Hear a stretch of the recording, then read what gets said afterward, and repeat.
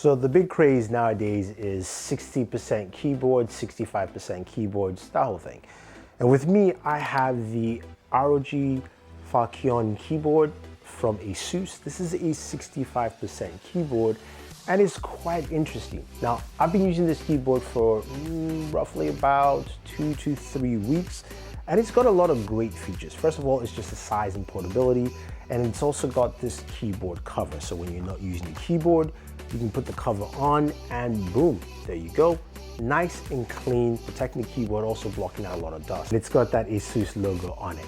Now, when you take the cover off, you've got a couple of things with this keyboard that is quite interesting. Keycaps are MX Cherry keys, and they feel nice and solid. I haven't done a keyboard review in a while, but I've got to say though, I do like the feel of this keyboard. The size is something you do have to get used to because it's really small, and when you're using it gaming, you might have to just position it in different ways.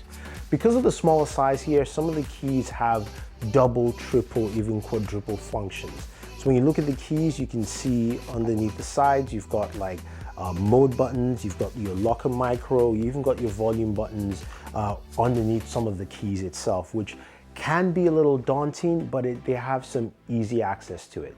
Now, the cool thing about the keyboard that I do like though is the volume keys are on the side. So you've got the volume keys simply by just touching, swiping up or down to increase or reduce your volume, which is really good. Now, this connects either wired via USB Type-C or wireless via this USB dongle that's in the back, and that is Wi-Fi 2.4 gigahertz, which is nice. So you've got that built into the keyboard. Now, in terms of battery life, you're looking at something that lasts pretty long. Now, they say 450 hours. I would say for me, with my use case scenario, I have only charged it about once in the 2 weeks of use, and that was not charging it after opening the box, so it wasn't fully charged when I used it. So that's a really good indication of how well the keyboard will last. I'll say 2 weeks is something that's solid, especially with the RGB lights on for using the keyboard. Now, 30 minutes of charge will give you about 45 minutes of use, and it takes about 2 hours to fully charge the keyboard. But again, you can connect it wired or wireless. I do like just the size and form factor. I can see why a lot of people are moving to 65% or 60% keyboards, because they really maximize the amount of space you're using, and you don't necessarily need the number row keys on the side.